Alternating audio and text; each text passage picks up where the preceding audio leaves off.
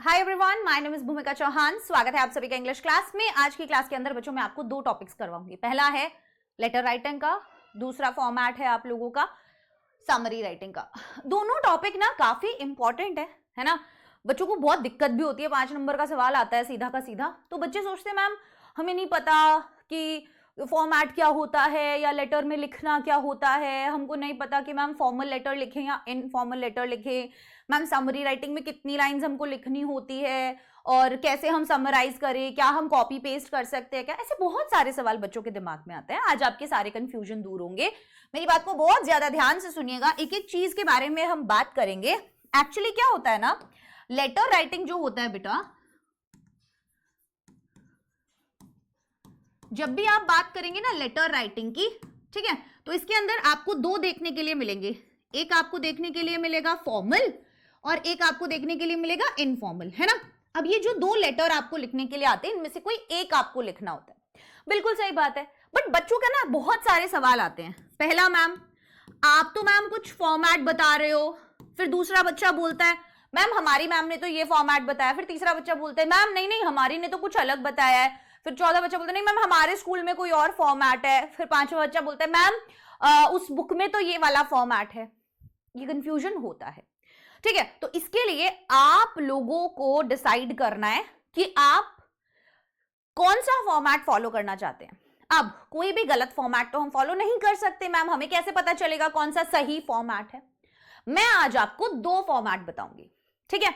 एक जो कि होगा स्टैंडर्ड फॉर्मेट, ठीक है, एक जो होगा स्टैंडर्ड फॉर्मेट। तो कोई भी बोर्ड का बच्चा, कोई भी बच्चा अगर उस फॉर्मेट से लिखता है जो अभी रीसेंट है, अपडेटेड फॉर्मेट है, जिसके कोई भी मार्क्स कट नहीं कर सकता है, एक होता है वो फॉर्मेट जो स्टैंडर्ड फॉर्मेट होता है। दूसरा फॉर्मेट है जो आप लोगों को हो सकता है कि अभी आपके स्कूल्स वगैरह में फॉलो करवाया जा रहा है, जो बहुत टाइम से चलता आ रहा है। मैं दोनों बताऊंगी, तुम्हारे ऊपर है। तुमको स्टैंडर्ड फॉलो करना है तो पूरा स्टैंडर्ड फॉर्मेट फॉलो करना, तुमको अगर टीचर का फॉलो करना है तो तुम टीचर का करना। मैं बताती हूं कि एक बेसिक सी 2 से 3 चीजों की डिफरेंस होती है। कहां पे कॉमास लगेंगे, ठीक है, कहां पे आप सेंडर का नाम मेंशन करोगे नहीं करोगे, ये बस कुछ चीजें हैं जहां पर ये कंफ्यूजन होता है और इसके कोई भी बहुत ज्यादा मार्क्स नहीं कटते हैं, ठीक है ना। कि अगर एक दो जगह कॉमा वगैरह की दिक्कत हो भी जाए तो कोई इतना ज्यादा मार्क्स आपके नहीं काटेंगे। हम एक्चुअल में देखेंगे सबसे पहले हमें क्या लिखना है, फिर बाद में हमें क्या लिखना है, लाइन गैप हमें क्या देना है, मेन बॉडी वाली चीज में हमको क्या लिखना है। अगर हम उसको बहुत अच्छे से लिखेंगे तो एक आधा कॉमा फुल स्टॉप इधर उधर हो भी जाएगा, then nobody is going to cut any mark, ठीक है। कोई भी आपका बिल्कुल भी नंबर नहीं काटेगा उसमें। चलिए, दूसरी चीज बच्चे ये भी बोलते हैं कि मैम आप ये बताइए हमको एग्जाम में फॉर्मल लेटर लिखना है या इनफॉर्मल लिखना है। मैम अगर मैं फॉर्मल लेटर लिखूंगा तो क्या मुझे ज्यादा मार्क्स मिलेंगे, या मैं इनफॉर्मल लिखूंगा तो मुझे कम नंबर तो नहीं मिलेंगे? बिल्कुल नहीं, ऐसा कुछ भी नहीं होता कि भाई ये लिखोगे तो ज्यादा मार्क्स मिलेंगे, ये लिखोगे तो कम मार्क्स मिलेंगे, बिल्कुल नहीं होता ऐसा। आपको लिखना है सही फॉर्मेट में। आपको जो भी क्वेश्चन दिया है उसकी जो डिमांड है, अगर आप वो पूरी कर रहे हो तो आप चाहे फॉर्मल लिखो चाहे इनफॉर्मल लिखो, कोई भी मार्क्स कट नहीं कर सकता, ठीक है।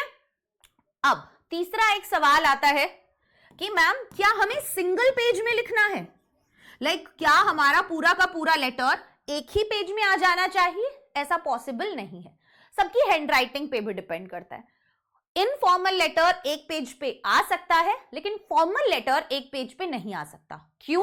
क्योंकि फॉर्मल का जो फॉर्मेट होता है वो काफी लंबा होता है, ठीक है। स्टार्टिंग में हमें सेंडर्स एड्रेस वगैरह 3-4 चीजें मेंशन करनी होती है, जिसकी वजह से काफी सारा स्पेस पेज का चला जाता है।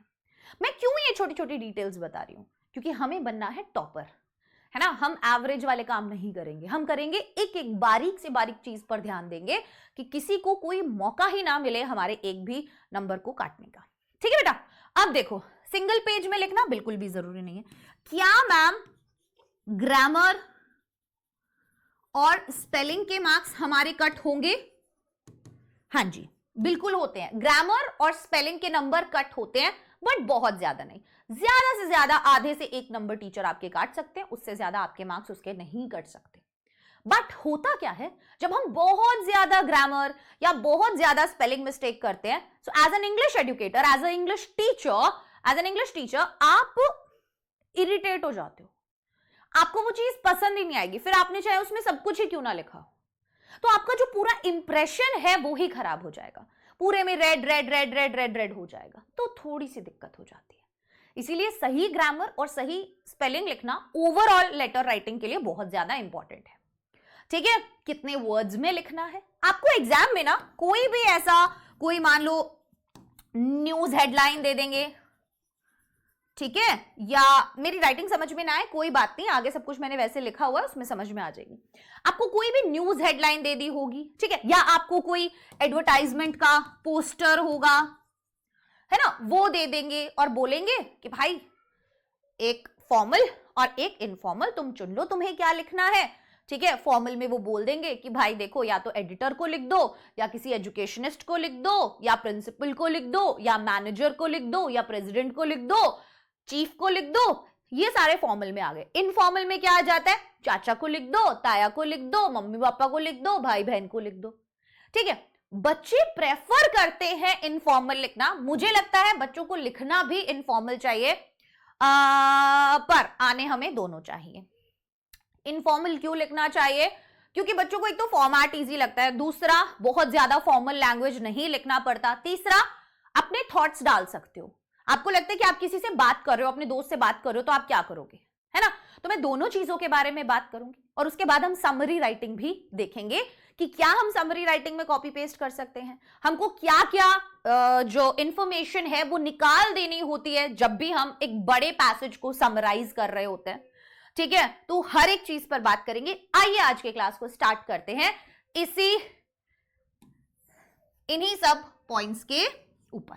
ठीक है, तो आइए सबसे पहले हम बात करेंगे फॉर्मल लेटर की, मैं आपको क्वेश्चन भी दिखाऊंगी।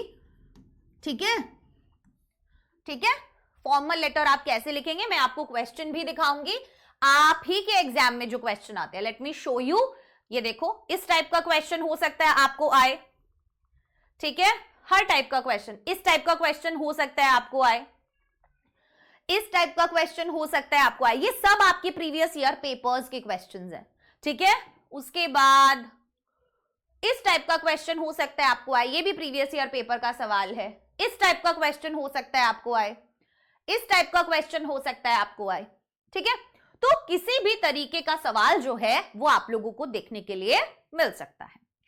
अब जैसे यही क्वेश्चन अगर हम पढ़ें, attempt any one of the following letters with the help of given news headline. एक न्यूज हेडलाइन आपको दिया और न्यूज हेडलाइन था bad condition of roads during rains leads to mishaps, कि भाई सड़कों की हालत बहुत ज्यादा खराब है, ठीक है, और बारिश की वजह से बहुत ज्यादा मिसहैपनिंग्स भी हो रही है।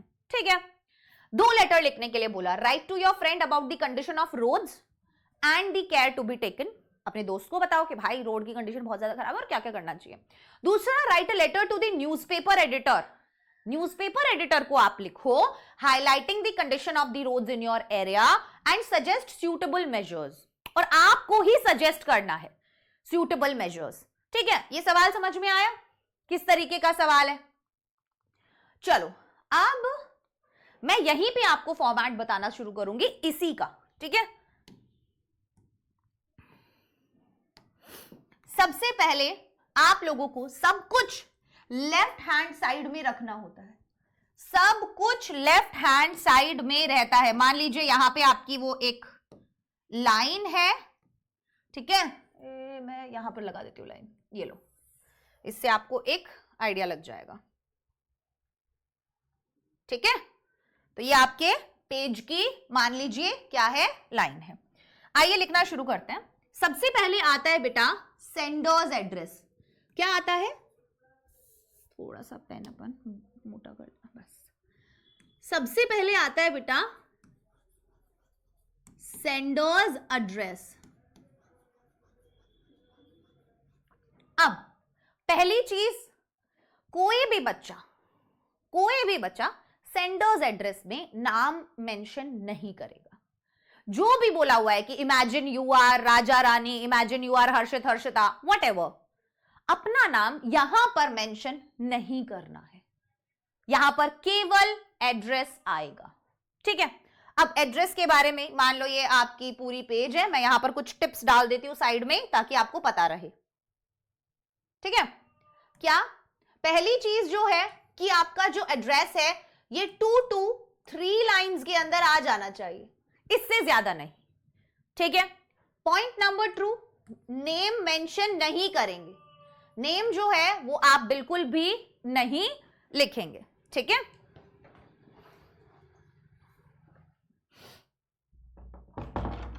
पॉइंट नंबर 3, सभी चीजें कैपिटल में आप नहीं लिखेंगे। ठीक है, मैं ये भी बताती हूं कि कैसे मैं बोल रही हूं कि कैपिटल में नहीं लिखेंगे। ठीक है, कैपिटल लेटर में नहीं लिखते हैं सारी चीजें। चलो, सबसे पहले आया सेंडर्स एड्रेस। 2 से 3 लाइन में आपका सेंडर्स एड्रेस आ जाना चाहिए, उसके बाद आप 1 लाइन का गैप देते हैं। ठीक है, सेंडर्स एड्रेस मान लीजिए 3 लाइंस में आ गया, मैं यहां पर लिख देती हूं 2 to 3 लाइंस मैंने यहां लिख दिया। ठीक है, उसके बाद यहां पर आप 3 लाइंस के बाद 1 लाइन गैप देंगे, मतलब 1 लाइन छोड़ देंगे, लिख मत देना वहां पे लाइन गैप, आपको बताने के लिए है। उसके बाद क्या आता है, उसके बाद आती है बच्चों हमारी डेट। ठीक है, डेट के फॉर्मेट को आप हमेशा ध्यान रखना, कभी भी ऐसे डेट नहीं लिखते कि भाई डेट लिखोगे और फिर तारीख लिख रहे हो कि भाई 4th of January 2026 है। ठीक है, इस तरीके से हमको नहीं मेंशन करना है, हमें डायरेक्ट डेट लिखनी है। जैसे हम लिखेंगे 4th January 2026। ठीक है, अब जो डेट का फॉर्मेट है वो भी कैसा रहता है, पहले आप लिखते हैं डेट, डी मतलब डेट, फिर आप लिखते हैं मंथ, एम मतलब मंथ, एंड देन आप लिखते हैं ईयर। ये ही सीक्वेंस रहना चाहिए जब आप डेट लिख रहे हो, इसके अलावा नहीं। ठीक है, आपने डेट लिखा, उसके बाद आप अगेन क्या देंगे, 1 लाइन का गैप देंगे, और अब आप लिखेंगे रिसीवर का डेजिग्नेशन। ध्यान से सुनिएगा, मैं बोल रही हूं रिसीवर्स डेजिग्नेशन। क्या होता है रिसीवर्स डेजिग्नेशन, जिस इंसान को आप लिख रहे हो, है ना, जिस भी इंसान को आप लिख रहे हो वो किस पद पर है। डेजिग्नेशन होती है पद, प्रिंसिपल है, मैनेजर है, एडिटर है, क्या है, उसका नाम नहीं। अगर कोई स्पेशल ही बंदा है, लाइक कोई एजुकेशनिस्ट है, कोई क्रिकेटर है ना, तो उनका नाम आप मेंशन कर सकते हो, बट कोई यूजुअली ऐसे डेजिग्नेशन पर है तो उनका सीधा डेजिग्नेशन ही लिखना होता है। अब 2 वाली चीज लिख लीजिएगा, लाइन गैप देने के बाद आप पहले लिखिएगा 2 और फिर लिखिएगा रिसीवर्स डेजिग्नेशन। 2 के बाद आप चाहें तो कॉमा लगा सकते हैं, चाहें तो मत लगाइएगा। स्टैंडर्ड फॉर्मेट में हम कॉमा नहीं लगाते, आपके स्कूल वगैरह वाले फॉर्मेट में हम कॉमा लगा देते हैं, तो हम उसी के अकॉर्डिंग चलेंगे। ठीक है, बाकी आपके ऊपर है, इसके नंबर ज्यादा नहीं कटते। उसके बाद रिसीवर का डेजिग्नेशन आने के बाद आता है रिसीवर का ही एड्रेस। बिल्कुल नीचे लाइन वगैरह कुछ नहीं छोड़नी, ये सारी चीजें एक साथ आती है, रिसीवर्स एड्रेस। ठीक है, वो आपको दिया रहता है, इसमें ऐसा कुछ नहीं है, नहीं दिया खुद का बना के लिख दो, थोड़ा सा दिमाग लगा लो। जैसे इस क्वेश्चन के अंदर हमको ध्यान से देखना, यहां पर हमको कोई भी वो नहीं दिया हुआ है, एड्रेस नहीं दिया हुआ है, तो हम क्या करेंगे, यहां पर अगर एड्रेस नहीं दिया हुआ है तो हम क्या करेंगे, कुछ नहीं, हम अपना बना के लिख देंगे। भाई इसने एडिटर बोला है न्यूज़पेपर का, तो न्यूज़पेपर का एडिटर, तो हम किसी न्यूज़पेपर का नाम लिख सकते हैं, जैसे दी हिंदुस्तान टाइम्स न्यू दिल्ली, मान लो ऐसे लिख दो, क्योंकि कोई भी जगह नहीं दी हुई है तो आपने न्यू दिल्ली लिख दिया। ठीक है, तो वो खुद का भी बना के आप लिख सकते हो। चलो, यहां तक बात समझ में आई? बहुत बढ़िया। उसके बाद आता है बच्चों आपका रिसीवर्स एड्रेस के बाद आता है बच्चों आपका सब्जेक्ट। 1 लाइन का गैप देके आप क्या लिखोगे, सब्जेक्ट। पहले सैल्यूटेशन नहीं आता, पहले सब्जेक्ट आता है, उसके बाद salutation dear sir, dear ma'am, respected sir, respected ma'am आता है। ठीक है, बहुत जगह आप देखोगे, बहुत क्वेश्चन बैंक्स में देखोगे सब्जेक्ट को नीचे लिख के सर को ऊपर लिखा हुआ है, वो मत करना। ठीक है, वो गलत है। ठीक है, तो ये एक स्टैंडर्ड चीज है जो फॉलो की जाती है और आपको ऐसे ही करनी है। अब ये चीज लिखनी कैसे है मैं आपको लिख के दिखाना चाहूंगी। मान लीजिए कोई भी एड्रेस ले लीजिए, जैसे हमने लिया 3, हम एक पहले लाइन ही ड्रॉ कर लेते हैं। एग्जाम में तो आप लोगों की लाइन ड्रॉ हुई आती है ऑलरेडी, है ना? क्या ये सीधी है? चलो मान लेते हैं। चलो देखो, ध्यान से देखना सब बच्चे। सबसे पहले एड्रेस लिखते हैं हम, बहुत मोटा है, ठीक है, 313। अब मैंने बोला था सारे लेटर कैपिटल नहीं आएंगे, हमें कोई एड्रेस नहीं दिया हुआ तो हम खुद का बना के लिख देते हैं। सुभाष रख दो, एस बड़ा लिख दिया हमने, बाकी सब छोटा।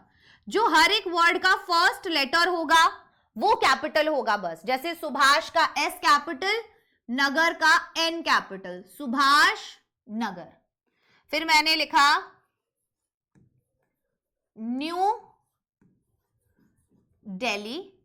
ठीक है, पिन कोड आपको लिखना है लिख दो, नहीं लिखना मत लिखो, कोई भी रैंडम, तुम्हें नहीं पता है कोई दिक्कत नहीं है, बट 2 से 3 लाइंस में इस तरीके से आना चाहिए आपका एड्रेस। हर एक वर्ड का फर्स्ट लेटर रहना चाहिए कैपिटल।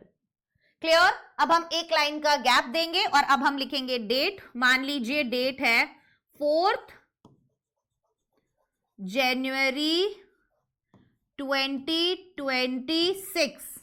तो डेट आप ऐसे ही लिखेंगे। कई बच्चे अलग अलग तरीके से डेट लिखते हैं। कई बच्चे डेट लिखते हैं 4/1/2026, या कई लिखते हैं 4/1/2026, या कई लिखते हैं 1/4/2026। किसी को कैसे पता चलेगा कि पहली डेट है या चौथी डेट है ना? तो हम इसीलिए ये स्टैंडर्ड फॉर्मेट फॉलो करते हैं कि पहली डेट फिर मंथ फिर ईयर। किसी भी उसमें आप देखिएगा फॉर्म वगैरह में भी इसी फॉर्मेट में हमेशा आपसे डेट मांगा जाता है। ठीक है, तो यस। दूसरी चीज, ये सब बीच में मत लगाइएगा पंक्चुएशंस अलग अलग कि भाई 4 फिर कॉमा फिर 1 फिर कॉमा फिर 2026, या बच्चे लास्ट में लगा रहे होते हैं कि भाई 4th जैन ऐसे 2026 के बाद कॉमा। ये सब नहीं करना, हमको सिंपल डेट लिखना है और वो डेट कुछ ऐसे लिखना है जो मैंने आपको यहां बताया, लाइक 4th जनवरी 2026। अब मैं एक लाइन का गैप दूंगी, अब मैं लिखूंगी 2। ठीक है, फिर मैं लिखूंगी, मुझे एडिटर को लिखना था तो मैं लिखूंगी दी एडिटर। क्या लिखूंगी मैं? दी एडिटर। एडिटर क्या है? उसकी डेजिग्नेशन। अब उसके न्यूज़पेपर का नाम दी हिंदुस्तान टाइम्स मान लो। ठीक है, और कहां पर होगा अब इसका ऑफिस? मान लो न्यू दिल्ली में, या आप भी न्यू दिल्ली में हो, आपने वो भी न्यू दिल्ली में लिख दिया। ठीक है, कहीं पर भी यहां देखिए हमने कॉमा नहीं लगाया। अब कहां कहां पर आप लगा सकते हैं? आप 2 के बाद कॉमा लगा सकते हैं, कोई दिक्कत नहीं है, सही है। ये भी नहीं लगाओगे तो भी सही है, लगाओगे तो भी सही है, दोनों ही ठीक है, कोई गलती नहीं है। यहां हर जगह एड्रेस वगैरह के बाद कॉमास मत लगाइएगा। बीच में लगाना है लगा लो, बाद में मत लगाना। ठीक है, उसके बाद 2 के बाद लगा दिया, दी एडिटर, दी हिंदुस्तान टाइम्स, न्यू दिल्ली आपने डाल दिया। उसके बाद हम क्या करेंगे? अब मैं इसको मिटा रही हूं, ठीक है ना, ध्यान दीजिएगा। अब मैं, क्योंकि आगे हमारे पास ये वाला पेज नहीं है, या हम ऐसा कर लेते हैं, रुकिए। दी न्यू दिल्ली डाला और उसके बाद हम क्या करेंगे? लिखेंगे हम सब्जेक्ट। ठीक है, आपका जो भी सब्जेक्ट होगा, पहले आप लिखो सब्जेक्ट, और फिर कैसे आप सब्जेक्ट लिख सकते हो? बहुत सिंपल सा तरीका है, आपका जो क्वेश्चन दिया हुआ है उसी में से सब्जेक्ट उठा लो, बैड कंडीशन ऑफ रोड्स, बस इतना ही लिख दो, that's it, poor condition of roads. ठीक है, इतना सा उठाकर यहां पर सब्जेक्ट में डाल दो, पुअर कंडीशन ऑफ रोड्स। बहुत ज्यादा लंबा नहीं होना चाहिए आपका सब्जेक्ट। 5 to 6 वर्ड्स के अंदर कंसाइज मैनर में आप वहां पर उसे लिखते हो। अब सब्जेक्ट के बाद आता है सैल्यूटेशन। आप सर भी लिख सकते हो, आप डियर सर भी लिख सकते हो, और आप रिस्पेक्टेड सर भी लिख सकते हो। तीनों में से कोई भी एक पिक कर लेना, ठीक है। और आप सर के बाद कॉमा लगा भी सकते हो और नहीं भी, ये कंप्लीटली आपके ऊपर है कि आपको सर के बाद कॉमा लगाना है या नहीं। आप चाहो लगा दो, वो भी ठीक है, नहीं लगाते हो वो भी ठीक है, ठीक है ना। वही मैंने बोला कि एक आपके स्कूल में है जिसमें लगाते हैं, एक स्टैंडर्ड फॉर्मेट में है जिसमें नहीं लगाते, ठीक है। सर लिख लो, डियर सर लिख लो, रिस्पेक्टेड सर लिख लो, तीनों में से कोई एक चूज कर लो। मैं बच्चों को बोलती हूं कंफ्यूजन रखना ही नहीं है, हम केवल सर लिख देंगे, दैट्स इट। और इसके जस्ट नीचे से एक लाइन का गैप देके आप अपना लेटर लिखना शुरू कर देना, ठीक है। आपका जो भी है लेटर लिखना शुरू कर देना। तो अब इसमें आता है बॉडी वाला पार्ट। कौन सा पार्ट? ये होती है बॉडी। अब बच्चों को बॉडी में भी बहुत दिक्कत होती है, अब हम इसको अलग से समझेंगे, ठीक है। जो भी आपको बॉडी लिखनी है, बॉडी क्या है? जो मेन पार्ट है आपके उसका, ये कम से कम आप 3 से 4 पैराग्राफ में तोड़ते हैं।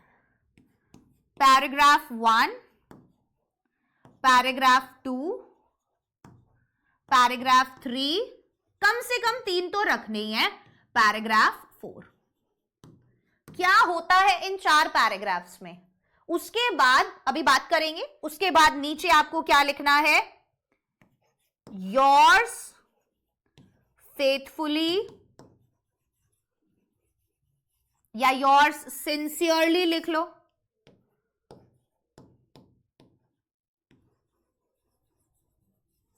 ठीक है। और फिर आप अपना नाम लिखोगे, ठीक है। फिर आप अपना नाम और सिग्नेचर डेजिग्नेशन जो भी आपको दिया हुआ है वो लिख देना। आइए जानते हैं कि क्या क्या चीजें हैं ये 4 पैराग्राफ या 3 पैराग्राफ में हमको लिखनी होती है। पैराग्राफ 1 में आप क्या लिखते हो? पैराग्राफ 1 में आप लिखते हो कि भाई पर्पस क्या है लिखने का, ठीक है, कि भाई रीजन क्या है, टॉपिक क्या है, क्यों लिख रहे हो, ठीक है। मेन चीज पता होनी चाहिए ना सामने वाले को कि भाई आप क्यों लिख रहे हो, तो आपका पर्पस क्या है लिखने का। तो आप बताएंगे कि मान लो एडिटर को लिखना है, तो मैं इसकी कुछ फिक्स्ड लाइंस भी आपको दे सकती हूं, वो भी मैं बता दूंगी कि भाई हमारा जो टॉपिक क्या है, हम क्यों ये लेटर लिख रहे हैं। पैराग्राफ 1 में हम केवल वो लिखते हैं। पैराग्राफ 2 में हम लिखते हैं प्रॉब्लम, जैसे पुअर कंडीशन ऑफ रोड है ना, तो उसकी वजह से क्या क्या प्रॉब्लम्स हो रही हैं। आप खुद बताइए कि गंदी सड़कें होंगी तो उसके कारण क्या क्या प्रॉब्लम्स आ सकती हैं। भाई एक्सीडेंट्स हो सकते हैं, जाम लग सकता है ना। पुअर कंडीशन ऑफ रोड की वजह से ये सब हो सकता है, हर रोज में हैपनिंग हो सकती है, बच्चों को खतरा है, स्कूल बसेस भी वहां से जाती हैं, मतलब पूरी सुंदरता खराब हो रही है एरिया की, बहुत सारी चीजें हैं। खराब सड़कों की वजह से क्या क्या हो सकते हैं। आपने 2 से 3 प्रॉब्लम्स मेंशन करनी है, ठीक है। 2 to 3 प्रॉब्लम आप बता दो। उसके बाद आता है पैराग्राफ 3, इसके अंदर आप बताओ solution.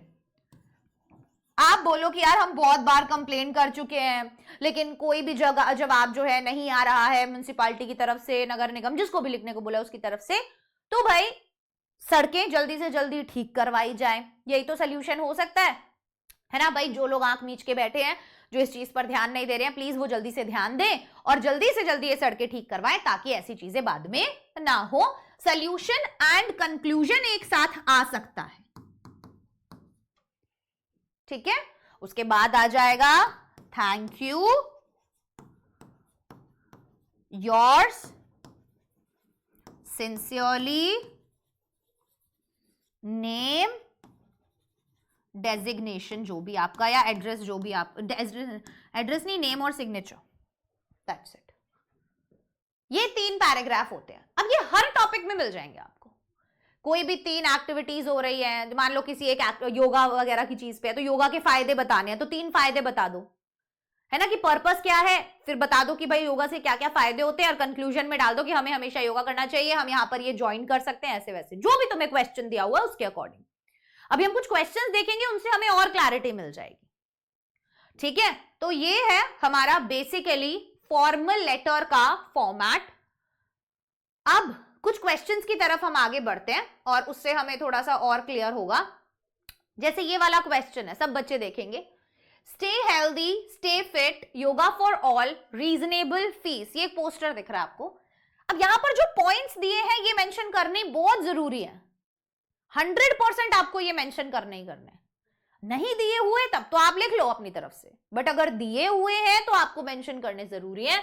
Essential in modern age, reduce tension, provides energy, develops concentration, join classes, yoga for all, special batches for students. So you need to mention these 6 points in your formal letter. It's compulsory. 100% आपको करना ही करना है, ठीक है ना।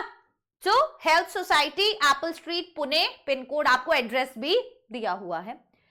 एक है letter, write a letter to your younger brother telling him about the importance of yoga. तो आपको एक लेटर लिखना है अपने यंगर ब्रदर को, टेलिंग हिम, उसे क्या बताते हुए, about the importance of yoga, yoga की इंपॉर्टेंस बताते हुए, and advice to join yoga classes. ठीक है, दूसरा है write a letter to your school headmaster. अब यहां पर किसको लिख रहे हैं हम, हेडमास्टर को या हेडमिस्ट्रेस को, requesting him or her to start yoga classes in your school, कि भाई आप योगा क्लासेस अपने स्कूल में शुरू करो। कैसे लिख सकते हैं, आइए शुरू करते हैं। सबसे पहले हमने लिखा इनफॉर्मल वाला, ठीक है, पर मैंने अभी फॉर्मेट नहीं बताया तो हम पहले फॉर्मल वाला ही देखेंगे। आओ, सबसे पहले क्या किया हमने, देखो यहां पर सब कुछ लेफ्ट हैंड साइड में रखा, आया ऊपर address 7G rainbow colony, MG road, Dharavi, Mumbai 400017। 3 line में आ गया हमारा एड्रेस, कहीं पर भी हमने कॉमास मेंशन नहीं किए, बीच में हम लगा सकते हैं, बीच वालों में कोई दिक्कत नहीं है। उसके बाद हमने एक लाइन का गैप दिया, then we will mention date again in the same format, then again 1 line gap, then designation। तो अब आप यहां पर एक चीज ऐड कर सकते हो, if you want to write to, आप लिख सकते हो to the headmaster, the general English high school, Mahim, E, Mumbai, again pin code। ठीक है, so this is the designation। Headmaster को लिख रहे हो ना, उनकी डेजिग्नेशन है, नाम नहीं लिखा ना हमने उनका, डेजिग्नेशन लिखा, बंदा कौन है, किस पद पर है। ठीक है, उसके बाद एक लाइन का gap, then we will write subject. Subject क्या है, request to start yoga classes in our school. ये आपको यही मिल जाएगा, क्वेश्चन में ही मिल जाएगा। ठीक है, ये देखो, requesting to start yoga classes in your school, आपको सब्जेक्ट आपके क्वेश्चन में ही मिल जाएगा। तो यहां तक की तो सारी चीजें आपको अपने क्वेश्चन में ही मिल जाती है। यहां तक तो मैं एक्सपेक्ट कर रही हूं कोई भी बच्चा गलती ना करे, है ना। ठीक है, उसके बाद हमने लिखा अपना सैल्यूटेशन, रिस्पेक्टेड सर, आप केवल सर भी लिख सकते हो, आप कॉमा लगाना चाहो लगा लेना, नहीं लगाना चाहो मत लगा लेना, दोनों ही ठीक है। अगर आपके स्कूल में बोला गया है कॉमा लगाइए, प्लीज कॉमा लगा लीजिएगा। ठीक है, उसके बाद आता है, हम बताएंगे पहले पैराग्राफ में पर्पस क्या है। On behalf of the student board I kindly request you to start. उसने अपना नाम मेंशन नहीं किया, बच्चे अक्सर यहां पर भी अपना नाम मेंशन कर देते हैं, मत करो यार, नहीं करना, लास्ट में ही करेंगे हम अपना नाम मेंशन। ठीक है, so on behalf of the student board के बिहाफ में I kindly request you to start yoga classes in our school. मैं आपसे ये रिक्वेस्ट करता हूं कि आप अपने स्कूल में योगा क्लासेस शुरू करो। Yoga promotes physical, mental, social and spiritual wellbeing. Yoga क्या क्या काम करता है, physical, mental, social, spiritual wellbeing. Practices like pranayama enhances concentration, जो हमको दिया हुआ है क्वेश्चन में, कॉन्सेंट्रेशन बढ़ाता है, स्ट्रेस रिड्यूस करता है, प्योरीफाई करता है ब्लड को, एनर्जी चैनल करता है। ठीक है, उसके बाद आ जाएंगे हम नेक्स्ट पे, a local group health society Dharavi street. अब हम बताएंगे कि भाई ये लोग अभी स्पेशल योगा क्लासेस अरेंज कर रहे हैं, is offering yoga classes at affordable rates, कि देखो सर ये अफोर्डेबल रेट्स पे योगा क्लासेस दे रहे हैं विद स्पेशल स्टूडेंट बैचेस, खास स्टूडेंट बैचेस के साथ। We request you to consider collaborating with them so that our students can benefit from this ancient and valuable practice। और हम चाहते हैं, हम रिक्वेस्ट करते हैं आपसे कि आप कोलैबोरेट करें इनके साथ, ताकि हमारे स्टूडेंट्स को इनसे फायदा मिल सके। We hope you will consider our request positively. Thank you. Yours faithfully. नाम जो भी आपको दिया हुआ है वो. ठीक है, आया समझ में? बहुत कुछ तो हमने इसमें नहीं लिखा. यही आपका आ जाएगा आराम से 100 वर्ड्स के अंदर, है ना? तो इस तरीके से आपको अपना लेटर जो है फॉर्मल वो लिखना है. अब इसी का मान लीजिए इनफॉर्मल लिखना है. इसी सेम टॉपिक का हमको इनफॉर्मल लिखना है. तो ध्यान से सुनिएगा, इनफॉर्मल के अंदर केवल सेंडर्स एड्रेस आता है. सेंडर्स ADDRESS, केवल सेंडर्स एड्रेस आता है. कोई नाम वाम भी यहां पर मेंशन नहीं होता. केवल आप 3 लाइन में सेंडर्स एड्रेस मेंशन कर दो. ठीक है, जैसे यहां पर आप देखोगे इसके अंदर आपने क्या किया, 3 लाइन में सेंडर्स एड्रेस मेंशन किया. देन 1 लाइन का गैप देके आप डेट मेंशन कर देना. And dear brother, that's it. That's the only format for informal. Sender's address, 1 line का गैप देके date in the same format, and then dear brother. यहां पर रिस्पेक्टेड ब्रदर मत लिखना, हम इतनी इज्जत नहीं दे पाते हैं भाइयों को, है ना? तो कहने का मतलब ये है कि आप ध्यान रखना इस चीज का. आई होप यू, मैं आशा करता हूं कि तुम एंड एवरीवन एट होम, और हर कोई घर पे आर डूइंग वेल, वो अच्छा कर रहे होंगे. ठीक है. I am writing to share the importance of yoga in daily life. अब इसके अंदर जो सबसे पहली चीज होती है वो होती है हालचाल पूछना. उसके अंदर हम पर्पस लिखते थे ना कि हम क्यों लिख रहे हैं, वहां पर यहां पर भी हम लिखेंगे कि हम क्यों लिख रहे हैं, बट उससे पहले हम उसके हालचाल जरूर पूछेंगे, और भाई कैसा है. So I hope you and everyone at home are doing well. याद कर लो इसको, कुछ नहीं है. I am writing to share the importance of yoga in daily life. मैं ये लेटर लिख रहा हूं योगा की इंपॉर्टेंस शेयर करने के लिए कि डेली लाइफ में योगा का क्या योगदान है. Yoga helps improve physical, mental, social and spiritual health. Again same content उठाना है वो पोस्टर से. A healthy body and mind lead to better focus, inner peace and stronger relationships. The word yoga means to unite and aims to balance body, mind and soul. Practices like pranayam purify the body. फायदे लिख रहे हैं ना हम, उसको convince करेंगे ना योगा करने के लिए, तो फायदे लिखेंगे. And improve overall performance. Healthy Society at Dharavi Street is offering yoga classes with special student batches at affordable prices. Fees, I hope you will join and benefit from them. Convey my regards to all at home. That's it. Your loving brother XYZ. थोड़ा सा और लंबा लिखना चाहो लिख लेना, मुझे कोई प्रॉब्लम नहीं है. एक्चुअली मैं 100 to 120 वर्ड्स अगर बोला है तो कम से कम 10 to 12 लाइन्स तो होनी ही होनी, लाइक 12 लाइन्स तो होनी ही होनी चाहिए. जब हम ये सोच रहे हैं कि एक लाइन में हमारे मान लीजिए 10 वर्ड्स भी आते हैं. अब यहां पर तो ज्यादा वर्ड्स होते हैं, अगर आप जब इसे कॉपी में लिखोगे तो ये ऑटोमेटिकली आपको बड़ा दिखने लग जाएगा. ठीक है, यहां पर स्क्रीन पर ये छोटा लग रहा है, but when you will write this in copy तो ये आपको ऑटोमेटिकली ऐसे बड़ा दिखेगा. ठीक है, तो यस 10 to 12 लाइन्स होनी ही होनी चाहिए. तो ये हो गया हमारा फॉर्मल लेटर का format. We will practice more questions, but before that हम एक बार समरी राइटिंग भी देख लेते हैं, है ना? समरी राइटिंग का भी फॉर्मेट देख लें या एक और क्वेश्चन करें? जो हमने बैड कंडीशन ऑफ रोड देखा था ना, चलो वो वाला एक सवाल करते हैं पहले.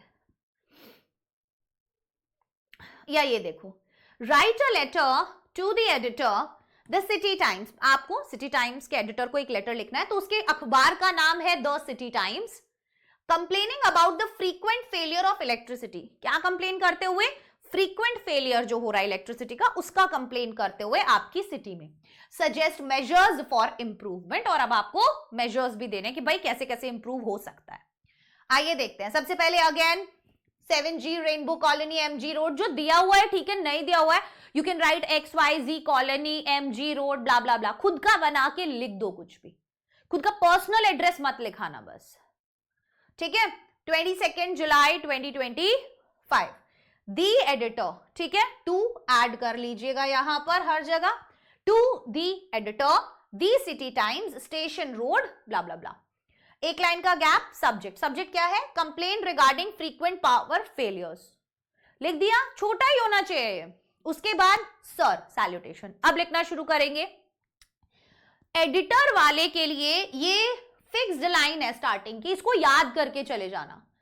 Through the esteemed column of your newspaper, आपके अखबार के, आपके प्रख्यात अखबार के कॉलम के जरिए, I would like to draw the attention of the authorities, मैं अधिकारियों का ध्यान इस ओर आकर्षित करना चाहता हूं, to the frequent power failures in Miraj. ये आ गया आपका पर्पस, आप ये क्यों लिख रहे हो। Electricity cuts occur without notice, बिना नोटिस के इलेक्ट्रिसिटी कट जाती है at any time of day और नाइट, है ना, ये मत लगाइएगा, ठीक है। Causing great inconvenience to students, families and business, तो ये हमारा पर्पस हो गया, जिसकी वजह से बहुत ज्यादा इनकन्वीनियंस हो रहा है स्टूडेंट्स को भी, फैमिलीज को भी, बिजनेसेस को भी। अब नेक्स्ट क्या है, the state electricity board must coordinate with power plants, क्या करना चाहिए, स्टेट इलेक्ट्रिसिटी बोर्ड को कोऑर्डिनेट करना चाहिए पावर प्लांट्स के साथ, टू इंश्योर स्टेबल सप्लाई, ताकि सप्लाई स्टेबल हो सके। More importantly those involved in power theft, और जो बिजली की चोरी करते हैं, must be identified and punished, उनको आइडेंटिफाई करो और पनिश करो, ये बहुत ज्यादा जरूरी है, वो बोल रहे हैं साहब। These outages not only disturb daily life, ये जो चीजें हैं प्रॉब्लम बता रहे हैं कि डेली लाइफ ही डिस्टर्ब नहीं करते, but also result in economic losses for local industries, economic loss होता है लोकल इंडस्ट्रीज को, शॉप्स को। आई रिक्वेस्ट द अथॉरिटीज, इसीलिए मैं अथॉरिटीज से रिक्वेस्ट करता हूं to take prompt action. I hope you will highlight this issue in your daily and help raise awareness, in your daily मतलब in your newspaper, and help raise awareness. Yours truly XYZ concerned resident, नाम नहीं दिया हुआ था हमने, तो concerned resident डाल दिया, XYZ कोई भी नाम डाल दो, है ना, आ गया समझ में, ऐसे लिखते हैं। ये देखो एक और सवाल तुमको दिया हुआ है, हम करेंगे ये वाला। Imagine you are Saurabh Sohadas residing at Parijat Colony, Pune 411051, historical monument a national treasure, ये टॉपिक है आपका। इस पे पहले आपको बोला गया फॉर्मल लेटर लिखने को, write a letter to the municipal commissioner, किसको लिखना है, ये डेजिग्नेशन हो गया बच्चों, म्युनिसिपल कमिश्नर ये डेजिग्नेशन हो गया। Requesting him or her to take strict actions, आप उनसे रिक्वेस्ट कर रहे हैं कि भैया जी देखो बहुत स्ट्रिक्ट एक्शन लेने की जरूरत है against those who spoil the beauty and purity of the historic places, उन लोगों के अगेंस्ट जो कि ये सुंदरता को खराब करते हैं, इन हिस्टोरिक प्लेसेस की सुंदरता को खराब करते हैं, ठीक है, आया समझ में। चलो तो आइए स्टार्ट करते हैं। परिजात कॉलोनी, ये हटा देना यहां से, पुणे जून 28 2024, इसको भी सही लिखिएगा। अब वही मैं बोल रही हूँ कि आपको बहुत जगह अलग अलग फॉर्मेट मिलेगा, इस फॉर्मेट को आप हटाइए यहां से डेट के, और कैसे लिखेंगे आप, 4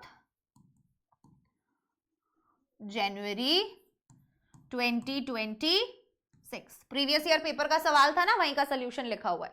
फिर हमने डेजिग्नेशन डाला, अब दी म्युनिसिपल कमिश्नर, तो आपको यहां पर टू भी लिखना है, तो पहले हम खुद लिखते हैं इसको, ठीक है। ये देखो फॉर्मेट में कितनी सारी चीजें हैं, हमने तो ऐसे नहीं पढ़ी है ना, 2 से 3 चीजें हैं। पहला, यहाँ पे कॉमा नहीं लगेगा, 2 से 3 लाइंस में आएगा, फिर डेट को हमें ठीक करना पड़ेगा, फिर हमें टू लिखना है यहां पर, टू दी म्युनिसिपल कमिश्नर, यहां से कॉमा हटा दीजिएगा, पुणे म्युनिसिपल कॉर्पोरेशन, पुणे 411001, ये बेसिक जो चेंजेस है वो आप कर लीजिएगा। सब्जेक्ट क्या है, request for action against vandalism of historical monuments, ठीक है, ये जो खराब किया जा रहा है, जान करके तबाह किया जा रहा है, बर्बाद किया जा रहा है ना हिस्टोरिकल जगहों को, उसके रिगार्डिंग है ये। डियर सर या फिर madam, I am Saurabh Sohadas, a resident of Parijat Colony, Pune. I am writing to express my deep concern regarding the increasing instances of vandalism. तो भाई देखो, मैं सौरभ दास हूं, मैं परिजात कॉलोनी का रहने वाला एक इंसान हूं, एक रेजिडेंट हूं। I am writing to express my deep concern regarding the increasing. अब मैंने आपको बोला था कि बहुत सी जगह आपको मिलेंगे ये वाले फॉर्मेट जहां पर मेंशन किया होगा उन्होंने खुद को, तो कर दीजिएगा ऐसे केस में, ठीक है ना, बट सेंडर्स एड्रेस में मत कीजिएगा, ठीक है। हाँ, आप सीधा भी लिख सकते हैं as a resident of Parijat colony, आपको अपना नाम लिखने की जरूरत नहीं है, ठीक है। As a resident of Parijat colony Pune, I am writing to express my deep concern regarding the increasing instances of vandalism at our historical monuments. Purpose लिख दिया, क्यों लिख रहे हैं? These national treasures are being defaced, खराब किया जा रहा है इनको, and their beauty and purity are being compromise, वो कॉम्प्रोमाइज की जा रही है। I kindly request you to take strict action, मैं आपसे रिक्वेस्ट करता हूं कि आप स्ट्रिक्ट एक्शंस लें against those responsible for such acts, उन लोगों के अगेंस्ट जो ऐसे एक्ट्स के लिए रिस्पॉन्सिबल है। इनहैंस्ड सर्विलेंस, क्या क्या किया जा सकता है? सर्विलेंस बढ़ाई जा सकती है, स्ट्रिक्ट पेनल्टीज लगाई जा सकती है, एंड अवेयरनेस कैंपेन्स जो है वो हेल्प कर सकती है, इस तरीके की चीजों को बचा सकती है, ठीक है। थैंक यू फॉर योर, ये इररिप्लेसेबल साइट्स की भाई इन साइट्स को आप रिप्लेस नहीं कर सकते हो, है ना, तो इन्हें बचाना जरूरी है। Thank you for your attention to this important matter, your sincerely Saurabh Soha Das, ठीक है। तो इसमें और भी चीजें आप ऐड कर सकते हो, बट मेन मैंने आपको फॉर्मेट बता दिया और कैसा क्वेश्चन आता है वो बता दिया, ठीक है। अब आप अपने दोस्त को लिखेंगे तो अगेन सेम चीज, वही address, date, dear Reema, hope this letter finds you in fine fettle and in high spirits, हालचाल बता दिया। I believe you are well settled in your new school and your new friends are supportive, मैं आशा करती हूँ कि तू नए स्कूल में सेटल हो गई होगी और तेरे नए दोस्त बहुत सपोर्टिव होंगे, ऐसे ही normal conversation. I recently happen to visit Lal Mahal, आज अभी मैं कुछ दिनों पहले पता है लाल महल गई, one of the historical places in Pune, and it's a beautiful place to be. It is said that Chhatrapati Shivaji Maharaj's father Shahaji Raje Bhosle established the Lal Mahal for his wife, तो उन्होंने अपनी wife के लिए बनवाया था। Chhatrapati Shivaji Maharaj stayed here for several years, वो यहाँ पर काफी सालों तक रहे, until he captured his fort.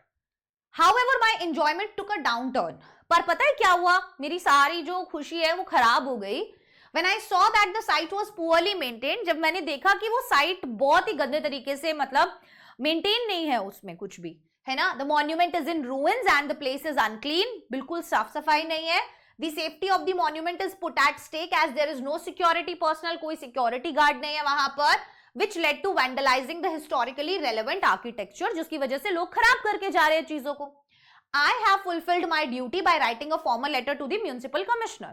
बोले मैं तो अपनी ड्यूटी पूरी कर चुकी हूँ कि भाई मैंने अपने म्यूनिसिपल कमिश्नर को लेटर लिख दिया है कि ध्यान दो इस बात पे, wherein I have put forward my suggestion, और वहां पे मैंने ये भी बताया है कि क्या क्या कर सकते हो आप ठीक करने के लिए। I hope this will work as a ray of hope, and on my next visit things will be in better shape. Do plan a visit to my place soon. Next time I would like to go to Lal Mahal with you. Convey my regards to your parents and love to your little brother. I wish to see you soon. Yours lovingly. Now, आ गया समझ में बच्चों? ठीक है, I hope आपको ये अब clear हो गया होगा। जब आपको ये पीडीएफ मिलेगा, इसमें और भी प्रीवियस ईयर के क्वेश्चंस मेंशन किए हैं मैंने, प्लीज देख लीजिएगा। एंड अब आ जाते हैं समरी राइटिंग पर। चलिए फटाफट से, then we will see some questions, few questions, ठीक है, of summary writing, and then हम आज की क्लास को यहीं पर खत्म करेंगे। चलिए summary writing, point number 1, copy paste. मैं सबसे पहला पॉइंट ये लिखती हूं, कॉपी पेस्ट। क्यों लिखती हूं मैं ये सबसे पहले पॉइंट कॉपी पेस्ट वाला? बच्चे अक्सर समरी राइटिंग में ये गलती करते हैं, that they copy paste the lines from the passage. जो पैसेज में दिया है वहां से उठाया लाइन, उसमें लिख दिया, 2-3 लाइंस काट के। मत करो, नहीं। हमको क्या करना है? कॉपी पेस्ट नहीं करना। हमको क्या करना है? जो भी एक्स्ट्रा इंफॉर्मेशन है उसको निकाल देना है। क्या करना है हमको? एक्स्ट्रा इंफॉर्मेशन निकाल देनी है।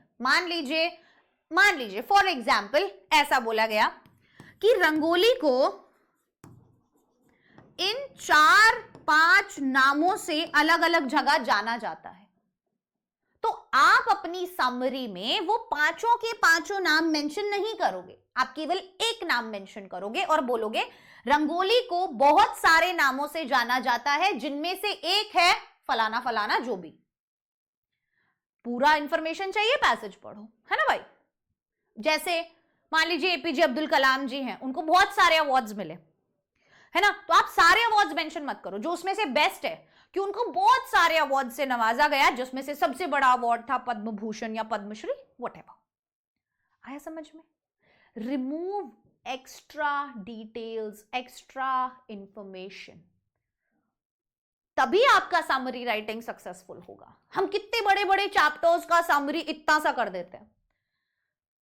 आउटलाइन देना है आपको, बस ब्रीफ में बता दो कि यार छोटी छोटी मतलब मोटी मोटी ये बात है। जैसे एग्जाम से पहले दोस्त को बोलते ना भाई जल्दी से बता दो चैप्टर में क्या है, बस वही लिखना है आपको समरी राइटिंग में। ठीक है, तो कंसाइज मैनर में लिखना है, ध्यान रखिएगा, कॉपी पेस्ट नहीं करना, एक्स्ट्रा इंफॉर्मेशन को निकाल देना है। कोशिश कीजिएगा शॉर्ट एंड सिंपल सेंटेंसेस बनाए, शॉर्ट एंड सिंपल सेंटेंसेस बनाए जाएं, इस बात का ध्यान रखिएगा। क्या करना है? शॉर्ट और सिंपल सेंटेंसेस बनाए जाएं, इस बात का ध्यान रखना है। बहुत ज्यादा कोई भारी भरकम वर्ड्स, कोई बाहर का एक्स्ट्रा इंफॉर्मेशन ऐड नहीं करना। तो 4 पॉइंट हमारा ये होगा कि कोई भी out of the passage information, out of the passage कोई भी चीज ऐड आपको नहीं करनी है।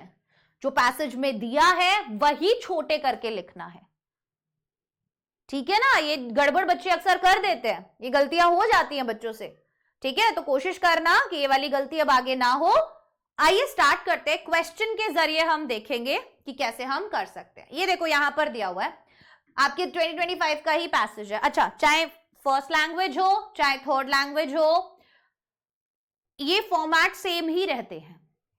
समरी राइटिंग का फॉर्मेट सेम ही रहेगा, लेटर राइटिंग का फॉर्मेट सेम ही रहेगा, क्वेश्चन अलग अलग आ जाएगा, दैट्स इट।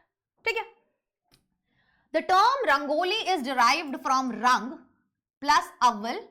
तो रंग मतलब colour and avval means row of colours. Rangoli is an age-old tradition, folk art done across India.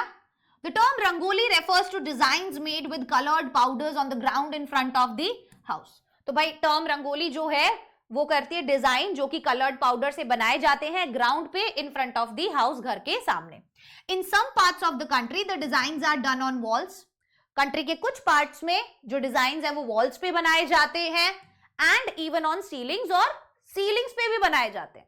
The designs very in different parts of India, और ये डिजाइन्स अलग अलग पार्ट्स इंडिया के अलग अलग पार्ट्स में अलग अलग टाइप के डिजाइन्स बनाए जाते हैं, but the basic methodology remains the same.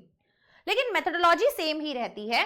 The designs are mostly geometric and symmetrical, while some natural elements like flowers, birds, etc. may be included.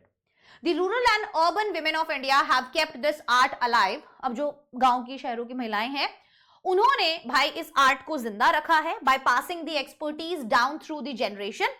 एक जनरेशन से दूसरे जनरेशन को सिखाते रहे हैं, क्योंकि these are decorative designs made on floors at the time of Hindu festivals.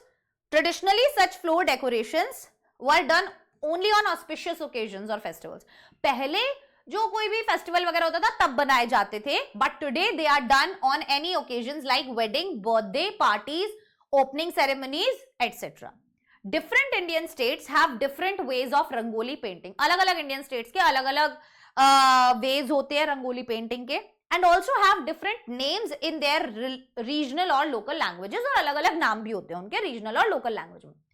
अब जब हम ये पढ़ रहे हैं ना, हो सकता है हमें बहुत सारे वर्ड्स के मतलब ना पता हो, तो बेटा उस चीज से डरना नहीं है। कोई बात नहीं, नहीं पता तो वर्ड के मतलब हम उसे स्किप कर जाएंगे, हम उस पर अटक कर नहीं रहेंगे, है ना, हम उसको मेंशन ही नहीं करेंगे। जब तक हमसे वो प्रॉपर वर्ड का मीनिंग नहीं मांगते कहीं और पे डू एज डायरेक्टेड वाले सवालों में, तब तक हमें उस वर्ड से मतलब ही नहीं है। तो उसके चक्कर में अपना दिमाग खराब नहीं करना कि हाय मेरे को तो ये पता ही नहीं है, हाय कैसे होता है, वो चीज से अपना नहीं ये भेजा नहीं खराब करना। समझ में आ रहा है? ठीक है, यस। अब जैसे महाराष्ट्र में इसको रंगोली, तमिलनाडु में कोलम, उत्तर प्रदेश में चौकपूर्णा, आंध्र प्रदेश में Muggulu. The traditional material used for rangoli. अब जैसे ये सारा मेंशन मत करना समरी में, कोई एक मेंशन कर देना बस। ट्रेडिशनल मटेरियल रंगोली के लिए राइस फ्लोर यूज होता था ताकि बाद में चींटी वीटी उसको खा सके, बर्ड्स और स्क्विरल्स उनको खा सके। Even coloured rice can be used for the purpose, coloured rice भी बहुत सी बार यूज कर लेते थे. It is pretty simple to get rice coloured with food colours readily available in the market. तो आसान होता है क्योंकि वो ये सब एक्स्ट्रा इंफॉर्मेशन है, ये हमको समरी में डालने का जरूरत नहीं है. हम सिर्फ इतना मेंशन कर सकते हैं कि भाई देखो राइस फ्लोर से रंगोली बनाई जाती थी पहले ताकि इनको खाना मिल सके. That's it. Sawdust can also be used to make rangoli pattern. Its advantage is that it floats on water. उसका advantage क्या है कि वो पानी पे float हो सकते हैं, which can be utilized to create floating rangoli patterns, जिससे floating rangoli pattern बन सकता है. अब देखो हम क्या लिखेंगे. सबसे पहले हमें देना है टाइटल समरी में, ठीक है, the traditional art of rangoli. भाई समरी है किसका, तो टाइटल देना जरूरी है, ठीक है. Rangoli is a traditional Indian folk art derived from the words ये बस. It involves creating colourful design on ground. अब इसके अंदर क्या है, ग्राउंड पे, वॉल पे, सीलिंग पे डिजाइन बनाए जाते हैं, specially during festivals and celebrations. पूरा इंफॉर्मेशन हटा दिया कि पहले तो ये इस पे मनाया जाता था पर अब ये यहां मनाया जाता है, सब हटा दिया हमने बोला कि भाई ये ना फेस्टिवल्स और सेलिब्रेशंस के दौरान औरतें बनाती हैं. This art has been passed down through generations and is known by different names in various states. अलग अलग स्टेट्स में अलग अलग नामों से जानी जाती है और generation to generation pass on हो रही है. Such as kolam in Tamil Nadu and Muggulu in Andhra Pradesh. 2 जगह का मेंशन किया, 2 का उड़ा दिया, है ना. Originally rice flour was used to feed small creatures. Starting में राइस फ्लोर का यूज होता था ताकि स्मॉल क्रिएचर्स खा सके उसको, जैसे कि आंट्स हो गई, बर्ड्स हो गए. But modern materials like white stone powder, लेकिन अब मॉडर्न मटेरियल जैसे कि व्हाइट स्टोन पाउडर और सॉडस्ट जो है वो काफी पॉपुलर है. Rangoli remains an important decorative tradition in India, symbolizing joy and auspiciousness. खत्म, काम खत्म. इतना ही लिखना होता है, इससे ज्यादा नहीं लिखना होता. आ गया समझ में. एक और सवाल करके देखते आओ. चलो, read the passage given and write a summary of it in a paragraph. Suggest a suitable title. 2024 का सवाल है, 2024 का. Variety is key because different fruits and vegetables contain different beneficial nutrients and antioxidants. कि भाई variety तो की है, अलग अलग fruits और vegetables के अंदर अलग अलग फायदेमंद nutrients होते हैं, antioxidants होते हैं. Wang's study showed that almost all fruits and vegetables, including leafy greens, citrus fruits and berries, were associated with lower mortality, but there were some exceptions. Fruit juices and starchy vegetables such as peas, corn and potatoes were not associated with reduced risk of death or chronic disease. It may be due to their higher glycemic load compared with other fruits and vegetables, which means they have a greater ability कि उनको खाने से जल्दी blood sugar level बढ़ता है. While the sugar content in 2 servings of fruit isn't a cause of concern in general. ठीक है. If you have type 2 diabetes you should discuss your portion with a dietitian. तो आपको कोई पूछ के खाना पड़ेगा, ऐसे ही आप नहीं खा सकते. Your 5 daily servings can be met from a variety of fresh, frozen और canned fruits and vegetables, whether conventional और organic. whichever options are available, जो भी options available हैं, affordable and appealing are good choices. affordable है, appealing है, वो अच्छी choice है, उन्हें ले लो.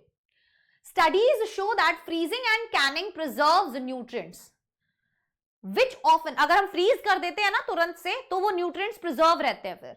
Which often makes these food even more nutrient dense, जिसकी वजह से इनका न्यूट्रिशन वैसा का वैसा ही रहता है. ठीक है ना. फ्रेश काउंटर पार्ट, भाई फ्रेश फ्रूट से भी ज्यादा ये वो होते हैं फिर फायदेमंद. Plus, canned and frozen produce are good options for people whose barriers to consuming enough serving per day include the high cost, low access, poor quality and lack of fresh fruits and vegetables. भाई जिनके पास availability नहीं है वो ऐसे खा सकते हैं frozen खाना लेके. And what about organic options?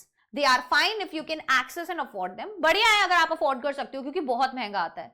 But आजकल तो ऑर्गेनिक के नाम पे आप देख लो लूट मची हुई है. But it's not necessary to purchase organically grown produce, है ना.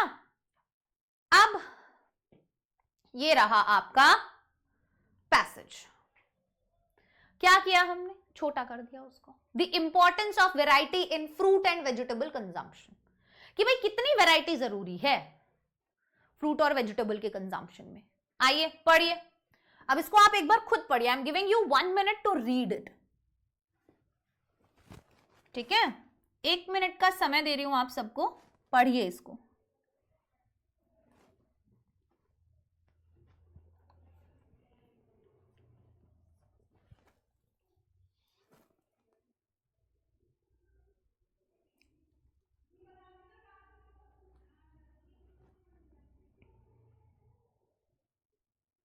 पढ़िए, पूरा रीड कीजिए, आपको खुद समझ में आ जाएगा क्या इंफॉर्मेशन रखनी होती है और क्या डिलीट करनी होती है।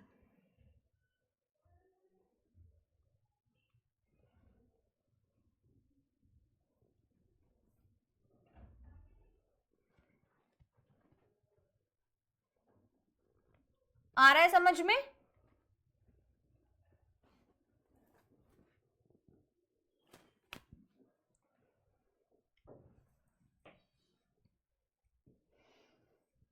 चलिए, कर लिया होगा रीड अभी तक।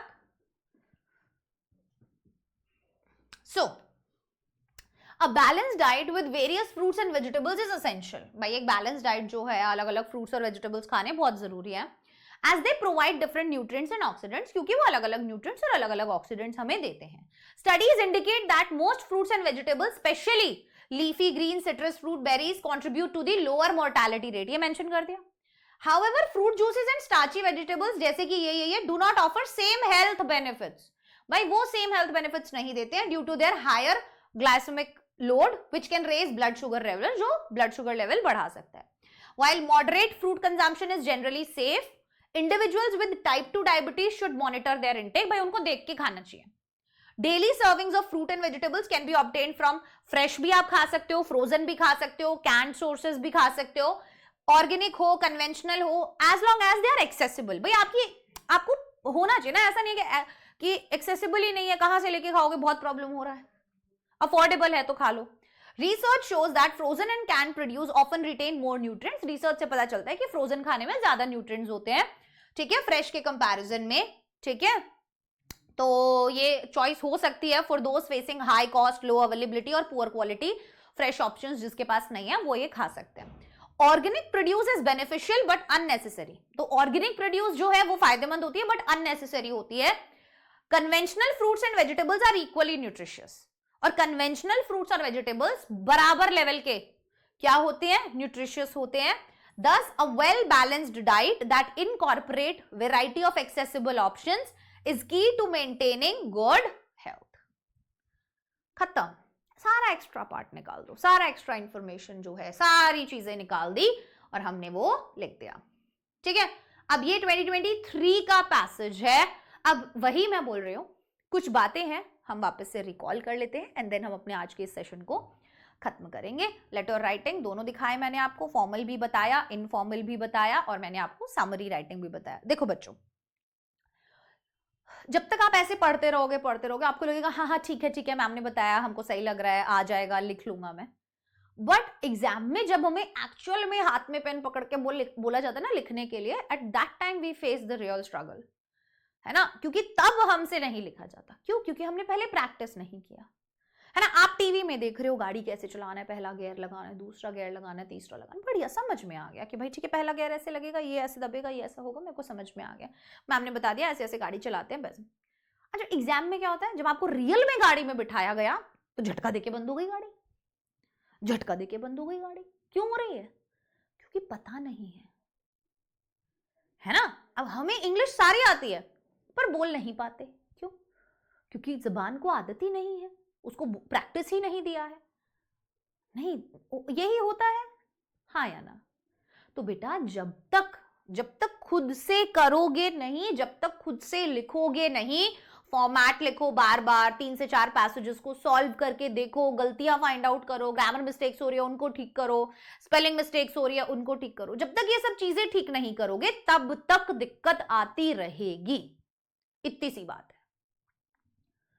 3-4 लिख लोगे तो तुम्हें खुद पता चल जाएगा कि क्या वो जगह है जहां पर मुझसे गलती हो रही है और मुझे किस सेगमेंट में इंप्रूव करना है, कहां पर इंप्रूवमेंट का जरूरत है। वो गलती करने पे ही तो पता चलेगा कि भाई मैं लिखने बैठता हूं तो मैं ये मेरी ग्रामर मिस्टेक बहुत हो रही है, भाई मैं लिखने बैठता हूं मेरे से सेंटेंस नहीं बन रहा है, भाई मैं लिखने बैठ रहा हूं मैं ये एक्स्ट्रा इंफॉर्मेशन कैसे निकालूं, मेरे को समझ नहीं आ रहा है, मैं फॉर्मेट भूल जाता हूं।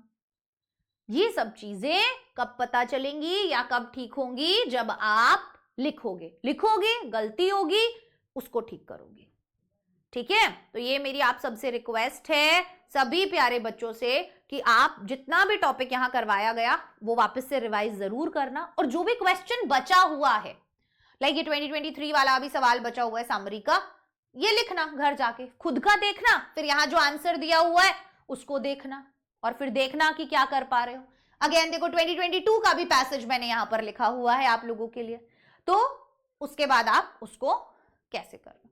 तो ये सब आप इजीली कर पाओगे। ये दोनों क्वेश्चन अब 23 वाला भी, 22 वाला भी, 2023 वाला भी और 2022 वाला भी आपको क्या करना है बेटा, आपको खुद से अब करना होगा जाके, ठीक है। और आंसर्स भी हैं तो वो भी आप देख लेना, ठीक है। सेम एक लेटर भी दिया हुआ है।